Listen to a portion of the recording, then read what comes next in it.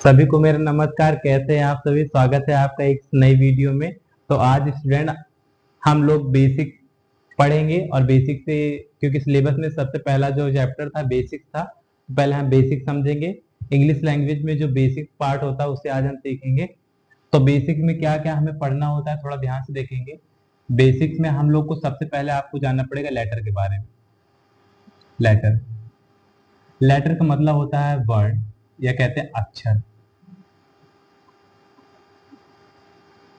भाई किसी भी लैंग्वेज की शुरुआत उसके लेटर से होती है, उसके अक्षरों से होती है, उसके वर्णों से होती है ना। अगर कोई पूछे कि लेटर किसे कहते हैं, तो it is a smallest unit of language.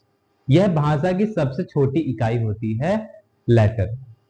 तो इसकी परिभाषा अगर लिखना चाहे तो आप लोग लिख सकते हैं, it is the smallest unit of language. यह भाषा की सबसे छोटी इकाई होती है। और इंग्लिश लैंग्वेज के अंदर टोटल 26 लेटर्स होते हैं। कितने लेटर्स होते हैं? 26। तो अगर कोई पूछे कितने लेटर्स हो, तो आप बताएंगे there are 26 letters in English language. तो अंग्रेजी भाषा के अंदर टोटल लेटर्स होते हैं 20, जिन्हें दो पार्ट में बांटा गया है, वॉवेल और कॉन्सोनेंट। वॉवेल होता है और एक होता है कॉन्सोनेंट। वॉवेल का मतलब होता है स्वर, पता है आप लोग, इसको हिंदी में कहते हैं स्वर और इसको हिंदी में कहते हैं व्यंजन। और इंग्लिश लैंग्वेज के अंदर जो वॉवेल होते हैं वो कितने होते हैं? 5। और कॉन्सोनेंट कितने होते हैं? 3 होते हैं, 20। क्योंकि 26 में अगर 5 वॉवेल हो गए तो 21 कितने कॉन्सोनेंट है। ठीक है, चलिए अब हम सीखेंगे कि वॉवेल किसे कहते हैं। हमें तो पता है कि ये वॉवेल 5 होते हैं, लेकिन स्टूडेंट से जब क्वेश्चन पूछा जाता है कि वॉवेल किसे कहते हैं, तो स्टूडेंट वॉवेल गलत बताते हैं। वॉवेल बताते हैं, अगर उनसे क्वेश्चन किया जाएगा तो वो बताएंगे ए ई आई ओ यू। ये तो होते हैं। वॉवेल किसे कहते हैं ये आपसे प्रश्न है, तो हम इस बात को समझेंगे कि वॉवेल किसे कहते हैं और कॉन्सोनेंट किसे कहते हैं। वीडियो को पॉज करेंगे और इसे नोट डाउन करेंगे, फिर हम सीखेंगे वॉवेल और कॉन्सोनेंट। ठीक है, चलिए इसे नोट डाउन करिए फटाक से। शायद आप लोगों ने नोट डाउन कर लिया होगा। चलिए अब हम सीखेंगे वॉवेल और कॉन्सोनेंट। ठीक है,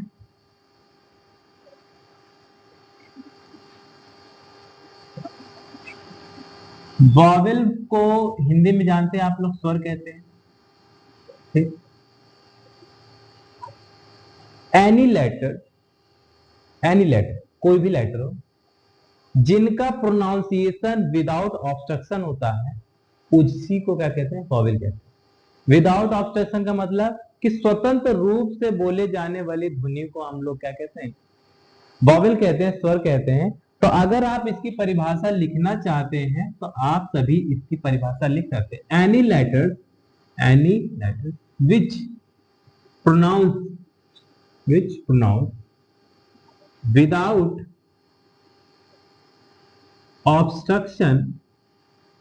ऑब्स्ट्रक्शन इज कॉल्ड वॉवेल।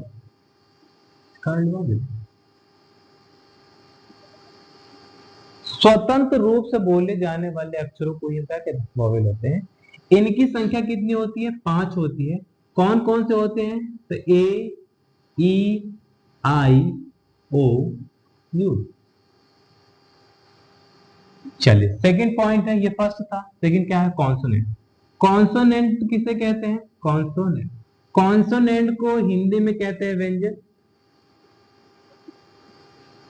स्वतंत्र रूप से जिन्हें बोला जाता है उन्हें कहते हैं हम लोग वॉवेल, और स्वतंत्र रूप से जिन्हें नहीं बोला जा सकता उन्हें कहेंगे हम कॉन्सोनेंट। इंग्लिश में अगर परिभाषा बताऊं तो मैं, any letters which pronounce with obstruction is called consonant. तो इसे लिख लीजिए, any letter which pronounce with obstruction is called consonant। और कॉन्सोनेंट टोटल कितने होते हैं? 21। भाई ए ई आई ओ यू को निकाल लेंगे तो बचेगा बी, है ना, C D F G H और, ठीक है। किसी कोई प्रॉब्लम? स्वतंत्र रूप से जो बोला जाते हैं, जिन्हें स्वतंत्र रूप से बोला जाता है उन्हें कहते हैं हम लोग वॉवेल, और जिन्हें स्वतंत्र रूप से नहीं बोला जाता उन्हें कहते हैं कॉन्सोनेंट। आसान है जी, बिल्कुल। इंग्लिश लैंग्वेज अगर अच्छे से पढ़ा जाए तो मुश्किल बिल्कुल भी नहीं, ये आसान है। आप सभी इसे बेहतरीन तरीके से अपनी कॉपी में नोट करेंगे और एक पेयर बनाएंगे बहुत अच्छे से, ताकि आपको कभी भी बेसिक दोबारा पढ़ने की जरूरत ना हो। चलिए इसे नोट डाउन करिए और फिर हम सीखते हैं अल्फाबेट। अल्फाबेट क्या होता है, अल्फाबेट और अल्फाबेट्स में अंतर क्या होता है, इसे जल्दी से नोट करिए आप लोग। चलिए अब हम आगे बढ़ते हैं।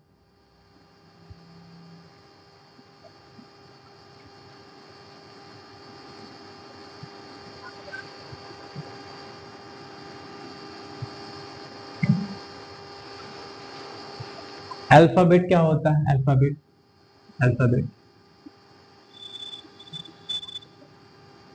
और अल्फाबेट्स,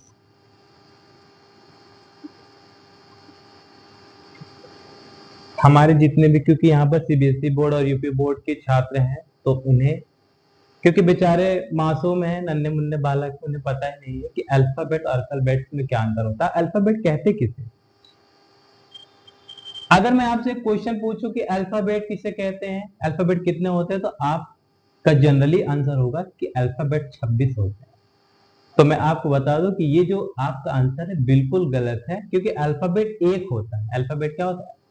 अल्फाबेट का मतलब होता है वर्णमाला। अल्फाबेट का मतलब वर्णमाला, और वर्णों की माला तो एक होती है ना। इसमें वर्ण होते हैं 26 और वर्णमाला होती है एक। इसका मतलब कि अल्फाबेट एक ही वर्ड है, और अगर इसमें एस लगा देते हैं तो इसका अर्थ चेंज हो जाता है, इसका अर्थ हो जाता है भाषा। क्या हो जाता है?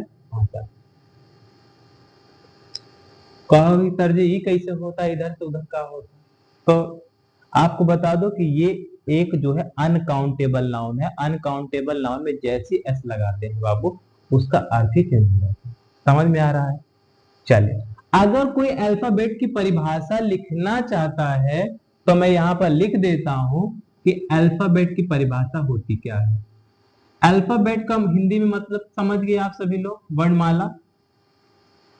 तो क्योंकि वर्णों की माला है तो इसको हम लिख सकते हैं a set of letters, a set of letters is called alphabet.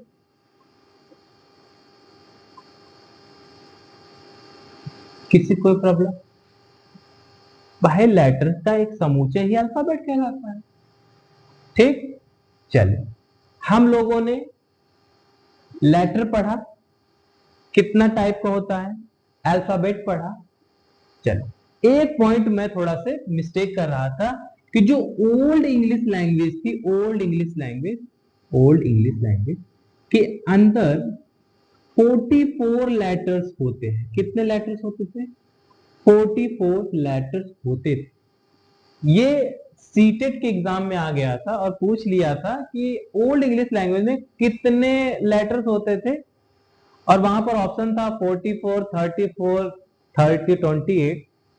और क्योंकि बच्चे पढ़े हैं कि इंग्लिश लैंग्वेज के अंदर तो 26 लेटर्स होते हैं, तो ये 44 आंसर था। इसे आप लोग कॉपी में नोट करेंगे क्योंकि आ जाता है, पर काफी बच्चे आगे चल के शिक्षक बनने का सोचेंगे, तो ये क्वेश्चन का अपने कॉपी में लिखेंगे। ठीक है, चलिए इतना नोट करेंगे। और फिर इसके बाद, क्योंकि लेटर से ही बनता है वर्ड, लेटर से क्या बनता है? वर्ड।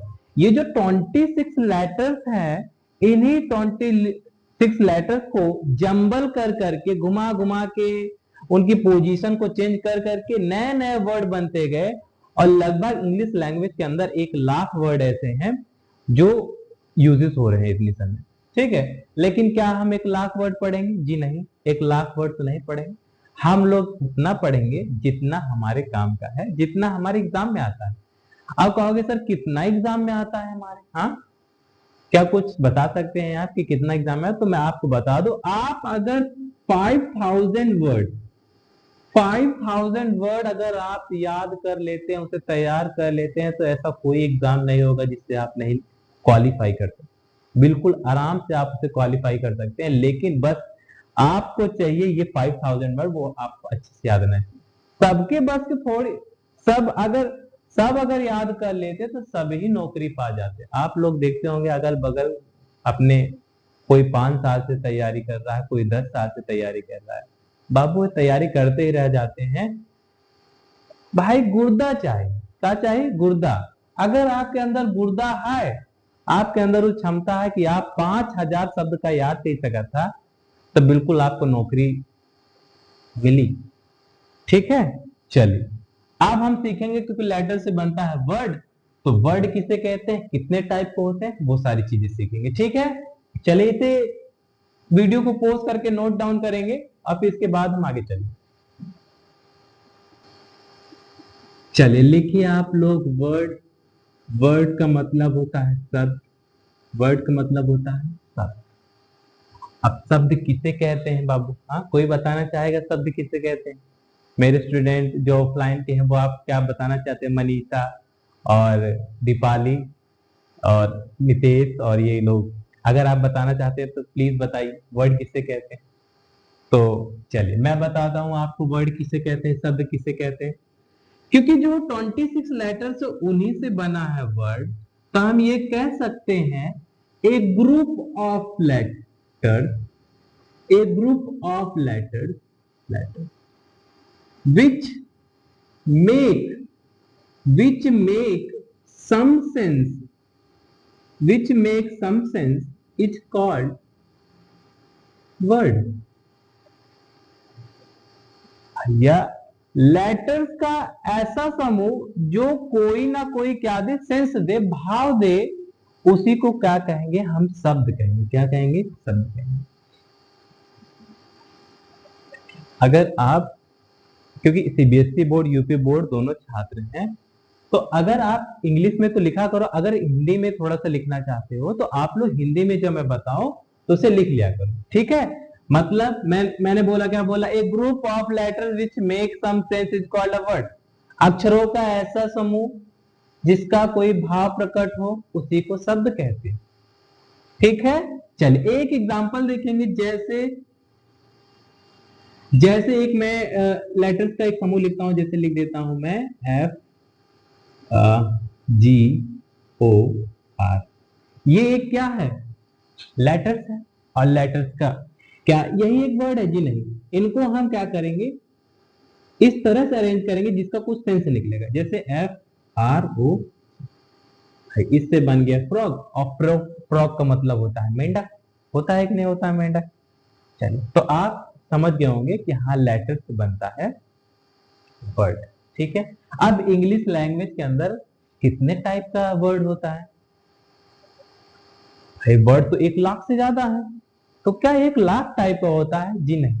इंग्लिश लैंग्वेज के अंदर टोटल 8 प्रकार के शब्द होते हैं। जिन प्रकार से, जिन शब्दों से मिलकर वो 8 लाख, जो 1 लाख शब्द है, वो इन्हीं शब्दों में तो किसी न किसी कैटेगरी के अंतर्गत आते हैं। कहने का मतलब ये है कि टोटल 8 प्रकार के क्या होते हैं? शब्द। हाँ, तो eight there are 8 types of word. There are 8 types of word. 8 प्रकार के शब्द होते हैं जिन्हें हम लोग पार्ट्स ऑफ स्पीच के नाम से जानते हैं। हिंदी में शब्द भेद कहते हैं। चलिए कौन कौन से होते हैं? आप लोग सभी जानते हैं, चलिए बताइए कौन कौन से होते हैं, बताइए। जी हाँ, noun, pronoun, verb, adverb, adjective, preposition, conjunction और इंटरजेक्शन। तो सभी लोग लिख लीजिए। फर्स्ट वर्ड है नाउन, सेकंड वर्ड है प्रोनाउन, थर्ड वर्ड है वर्ब, फोर्थ है एडजेक्टिव, एडजेक्टिव। फिफ्थ है एडवर्ब। सिक्स्थ है प्रीपोजिशन, प्रीपोजिशन। सेवेंथ वर्ड है कंजक्शन, कंजक्शन।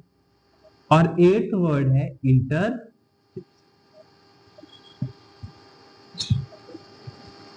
ये आठों के आठों शब्द होते हैं noun, pronoun, verb, adjective, adverb, preposition, conjunction और इंटरजेक्शन। नाउन मतलब होता है संज्ञा, सर्वनाम, क्रिया विशेषण, क्रिया विशेषण, संबंध बोधक, संयोजक और विस्मयादि बोधक अव्यय। ठीक है, तो इन सभी शब्दों को आप लोग अपनी कॉपी में लिख लीजिए। और फिर इसके बाद हम, क्योंकि एक सीरीज चल रही है, हमने पहले पढ़ा लेटर, फिर पढ़ा वर्ड, अब क्योंकि वर्ड से बनता है सेंटेंस, तो अब हम सीखेंगे सेंटेंस के बारे में। ठीक है, चलिए नोट डाउन करिए, शायद आप लोगों को समझ में आ रहा होगा बहुत बेहतरीन तरीके से। चलिए इसे आप लोग को नोट डाउन करेंगे, तो शायद आप लोगों ने नोट डाउन कर लिया है और ये वीडियो लगभग 16 मिनट या 17 मिनट के करीब पहुंच गई है। अब मुझे मालूम है कि आपका पेशेंस जो है बिल्कुल जीरो है, तो मैं चाहता हूं कि इतना आप लोग बेहतरीन तरीके से रिवाइज करेंगे। और जो मेरे स्टूडेंट हैं, जैसे अंशिका हो गई और क्रांति हो गया, और क्लास 12th में मेरे स्टूडेंट हैं काजल हो गई, ये सभी स्टूडेंट, सभी जितने भी स्टूडेंट हैं, ये सभी के लिए जरूरी है, क्योंकि बेसिक जो होता है वो सभी के लिए बराबर होता है। ठीक है, हम लोग बहुत बेहतरीन तरीके से पढ़ेंगे और अच्छे से अपने इंग्लिश को स्ट्रॉन्ग करेंगे। अगर ये आपको वीडियो बिल्कुल भी हेल्पफुल लगी हो, थोड़ी सी भी हेल्पफुल लगी हो, तो आप अपना सपोर्ट करेंगे, लाइक करेंगे, सब्सक्राइब करेंगे और अपना सपोर्ट बनाए रहेंगे। तो बस आज के लिए इतना ही। धन्यवाद आप सभी का।